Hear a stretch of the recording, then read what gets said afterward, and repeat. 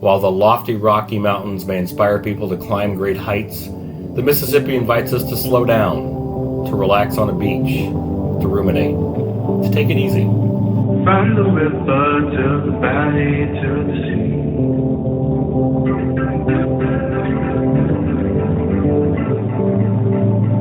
All the places, all the people that you can meet. Welcome to the Mississippi Valley Traveler Podcast. I'm Dean Klinkenberg, and I've been exploring the deep history and rich culture of the people and places along America's greatest river, the Mississippi, since 2007. Join me as I go deep into the characters and places along the river, and occasionally wander into other stories from the Midwest and other rivers. Read the episode show notes and get more information on the Mississippi at MississippiValleyTraveler.com. Let's get going. Hey folks, and welcome to episode 1 of the Mississippi Valley Traveler Podcast. The Mississippi River has inspired poets, painters, writers, photographers, and thrill seekers, and it inspires me nearly every day too. This podcast will feature stories about the people and places along the Mississippi River. Sometimes we'll dig deep into the river's past, other times we'll focus on what's going on today. I want to begin, though, by sharing some of my own story by telling you about my journey getting to know this river. I live just a couple miles away from the Mississippi in St. Louis today, but I didn't grow up with the river. I got attached to it as an adult. Here's the story.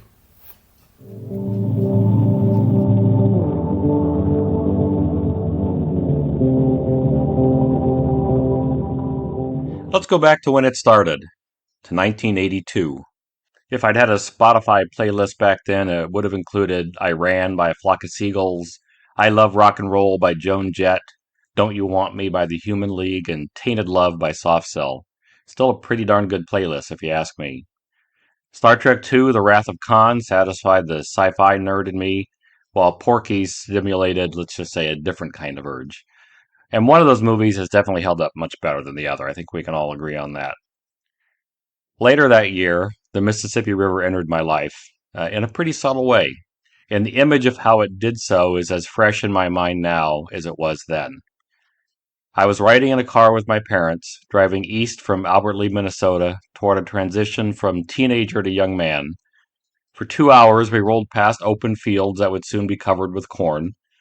As we got close to La Crosse, Wisconsin, the place where I was about to begin a new life as a college student, full of dreams, and a fair amount of dread, to be honest, something startling happened. Interstate 90 bent and descended, and in front of me, the great Mississippi River Valley opened up. Tantalizing blue ribbons, broken up by slivers of brown and green, filled up more and more of the space in front of us. I was mesmerized. I wondered if I was still in the Midwest. It wasn't the first time that I had set eyes on the great river, but it was the first time I remember seeing it. It was the moment the Mississippi River grabbed my attention, and it hasn't let go since. People regularly ask me why I'm so hooked on the Mississippi, and that memory of seeing the river as we descended from the Corn Belt to the lush valley, that's one of the reasons, but there are plenty more. As a college student in La Crosse, I loved being near the river. I hiked around the bluffs and rode my bike down to its banks. Sometimes I just sit there and think, or maybe just brood. I was an emotional mess at times, and the river provided a steadying force in my life. A place to regroup, basically. It gave me a place to escape the daily routines of my life, but the river did more than that, too. As I sat and watched birds coming and going, an occasional beaver working harder than me, or the swirling and tumbling water passing in front of me, I felt comforted. I felt like I was part of something bigger. Near the end of my college life, I paddled on the Mississippi for the first time. A friend and I put a beat-up aluminum canoe into the water at La Crosse and started paddling upriver. Maybe that wasn't the best introduction to the joys of paddling on the Mississippi by going against the big river's current, but we wanted to get to an island where we could hang out on a beach for the afternoon, so we were going to have to paddle upriver at some point to get back to my car. Why not do the hard work first? It kind of made sense to us. It took a while to find a desirable spot to stop, longer than we really expected, but when we got there, we stripped down, enjoyed a swim, then laid on the sand to dry off in the sun. The paddle back to the boat ramp went a lot quicker, too quick, honestly, but that feeling of lazing on a sandy beach next to the river stuck with me. A year later, I left La Crosse for graduate school and a new life in St. Louis, another Mississippi River town, but one with a very different relationship to the river. When I got here, the Mississippi in St. Louis was treated like a pariah, hidden behind floodwalls, barge terminals, and neglect. I missed the ease of biking to its banks and watching the flow of wildlife, but graduate school and a new relationship with my future husband kept me busy enough. After too many years as a student, I landed a job that kept me in St. Louis. I worked as an academic psychologist at a research institute. For 12 years, I wrote grants and managed projects. I worked long days in an office on projects where we tested innovative ways to help people who were homeless, living with a mental illness or addiction or HIV/AIDS. Just the light stuff. Our progress was slow, very slow at times, because, science isn't really built to deliver quick answers. Even though I grew more and more adept at winning grants and publishing papers, the hallmarks of success in an academic career, I felt increasingly removed from the people we were trying to help, and that really bothered me. I felt stuck behind that desk and grew restless. As my daily routine became more entangled in bureaucratic flowcharts that only Rube Goldberg could love, my restlessness morphed into depression and anger. One day I found myself writing an inflammatory email to a partner at another agency. In the moment, I felt like her actions had undercut my ability to do my job well. I sent a long, hateful email and copied her boss, which triggered a series of tense meetings and the realization that I had grossly overreacted. I was a laid back guy and difficult to provoke. Well, most of the time, anyway. The problem was really me, not her. A few months later, I quit that job. I didn't have a grand plan about what I wanted to do next. About the only thing that was clear to me as I left the university was that I wanted to spend more time traveling and less time behind a desk. By then, John and I had taken some international trips. I really loved the feeling of being out on the road. I've always been a curious sort, and traveling felt invigorating to me as I got to know new places and meet new people, especially in places where life was very different from what I knew. Each trip inspired ideas about what I wanted to do next, so I figured, why couldn't I write about my own travel experiences?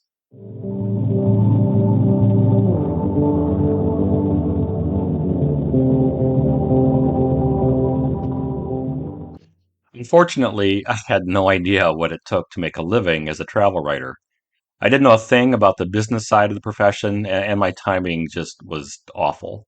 I started my career as a travel writer just as magazines were going out of business and the market for travel content, the market that paid decently anyway, was collapsing. Still, I didn't understand any of that at the time. I looked around the world at what I could write about and figured that no one was really doing justice to the Mississippi Valley. So I made that my calling. I took some tentative steps. I created a brand, the Mississippi Valley Traveler. I started a website, MississippiValleyTraveler.com. I took a few short trips and wrote blogs about those trips. I started to meet people and discovered that a lot of those places along the Mississippi had far more depth to them than I had ever imagined. I was feeling inspired again.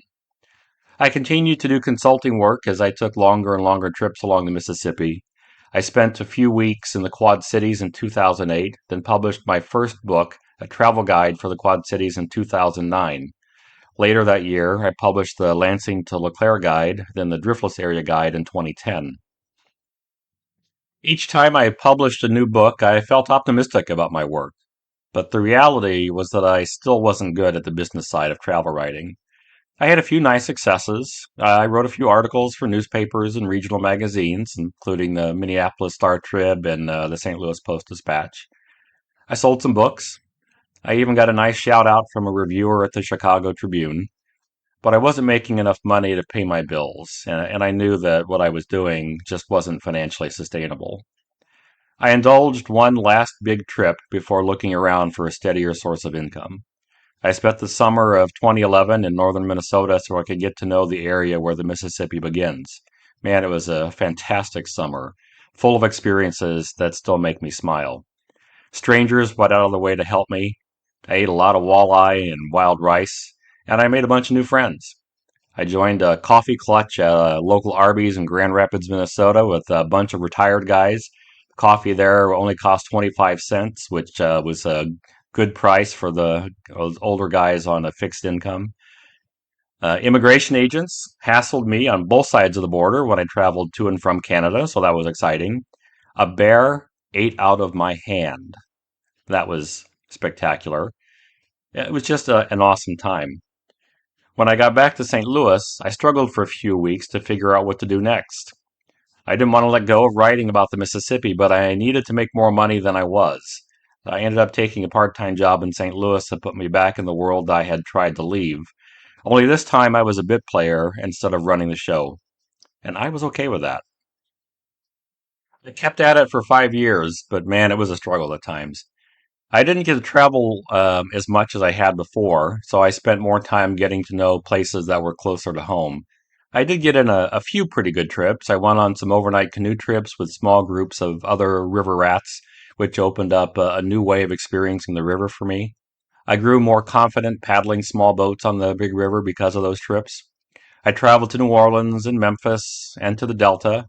I got to spend some time traveling on the American Queen as a guest lecturer, and all of those experiences helped me imagine the possibilities of what I might be able to do next. As I worked on a new path forward, I followed the advice of a friend and started writing mysteries set in places along the Mississippi. I created a character who has some resemblance to me, Frank Dodge, and got busy sending him up and down the Mississippi to see what kind of trouble he could get into. And it turns out he can get into a lot of trouble. Through it all, the Mississippi remained a steady and steadying influence on me. Yeah, I love city life, but sometimes I need a break from the noise and the crowds. Time along the river gives me that refreshing change of scenery and quiet. And over the years, I've found more and more ways to enjoy river time. In the first few years of my work along the river, I did a lot of hiking. Because of that, I've hiked to the tops of many of the bluffs along the upper Mississippi, at least the ones that are on public lands. The hikes could be physically challenging, but they came with spectacular rewards, like wide views of the river valley, sometimes spread like over a 270-degree perspective. And occasionally on those goat prairies, there would be occasional, endangered or rare flowers in bloom. They're pretty spectacular. I've also gotten more comfortable in canoes and kayaks, as I mentioned, and now I take at least one multi-day trip every year with friends where we camp on islands on the river. Now, I know a lot of people love float trips on smaller rivers. I get the appeal. I've done those too, but give me a big river. I love the feeling of moving on the river, moving on a big river in a canoe or kayak in a boat that helps me feel the rhythms of the river's world, but that doesn't induce every critter to flee from me. Paddling with current sometimes feels as easy as, the cliche of sliding a hot knife in butter. Just don't ask me about paddling into headwinds. I like the challenge of learning how to read what the surface of the water has to say about what's hidden underneath. And there's nothing as sublime as a sunset along the Mississippi River from a remote island. That time on the river still calms and inspires me.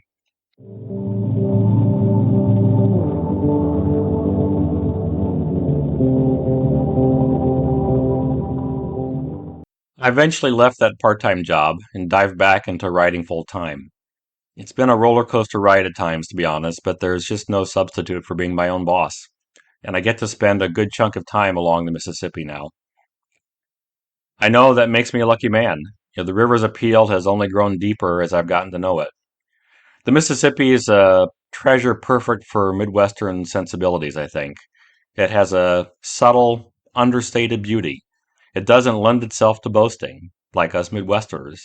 While the lofty Rocky Mountains may inspire people to climb great heights, the Mississippi invites us to slow down, to relax on a beach, to ruminate. Ultimately, though, I've come to understand that the Mississippi is an extraordinary life force, one that supports an incredible range of creatures from tiny zooplankton to massive alligator gar. People have lived along and off the river for at least 12,000 years, even though most of us are only familiar with stories from the time of Mark Twain forward. I hope to do something about that. I want to shine a light on the incredible life that the river supports. I want to go deep into the stories that tell us about the many ways we have related to and depended on this river for thousands of years. I want to show you the river as I see it. So come along with me as I share what I've learned about the river's world, the thousands of years of human history along the river, and the rich cultural heritage of the places in the heart of North America. There are a lot of stories to tell. In each episode, we'll take a look at one slice of life along the Great River. And I'd love to hear your stories too. How did you get hooked on the Mississippi River? Contact me at my website, MississippiValleyTraveler.com, and share your story. If you're enjoying the show, share that love with other people. Leave a review on iTunes or your preferred podcast app. Each review makes a difference and helps other fans of the Mississippi River and the Midwest find this show.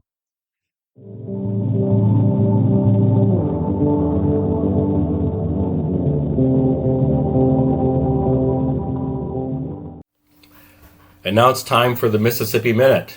A quick tip, maybe a highlight of a particular place, a note about a timely topic, or just whatever's on my mind. In this Mississippi Minute, we're going to take a quick look at orchids of Minnesota. I mentioned in this episode I spent the summer of 2011 in northern Minnesota. And one of the things that amazed me are the number of orchids that are native to this decidedly cold state. I've always associated orchids with the tropics, but in decidedly non-tropical Minnesota, there are 46 varieties of orchids that are native. Orchids dazzle with their bold colors and shapes. They kind of look like something that might have been designed by a fantasy writer, especially the petal that is often shaped like a lip. In Minnesota, more than half of the native orchids are found in wetlands, places like the Pennington Bog near Bemidji, or the bogs at Itasca State Park or Lake Bemidji State Park. Most of these orchids will be in bloom from mid-May to mid-June, and they're quite spectacular, as I've said. One of those orchids, the showy lady's slipper, is the official state flower for Minnesota. There's another variety that I think is just as dramatic. It's the yellow lady's slipper, and those tend to be more often found in hardwood forests that get a moderate amount of moisture. A couple of years ago, I walked the bog trail at Lake Bemidji State Park at just the right time of year. We saw plenty of the showy lady's slipper. Boy, that's kind of hard to say. But along that walk, we also came across what I thought was just as dramatic and fascinating, the dragon's mouth orchid. And I will post a couple pictures of these in the show notes for this episode, so make sure to check that out. All right, well, that's it for this week. I'll see you on the river. Thanks for listening. If you enjoyed this episode, subscribe to the series on your favorite podcast app so you don't miss out on future episodes. I offer the podcast for free, but when you support the show with a few bucks through Patreon, you help keep the program going. Just go to patreon.com/Dean Klinkenberg. If you want to know more about the Mississippi River, check out my books. I write the Mississippi Valley Traveler guidebooks for people who want to get to know the Mississippi better. I also write the Frank Dodge Mystery Series that's set in places along the river. Find them wherever books are sold. The Mississippi Valley Traveler podcast is written and produced by me, Dean Klinkenberg. Original music by No Offense. See you next time.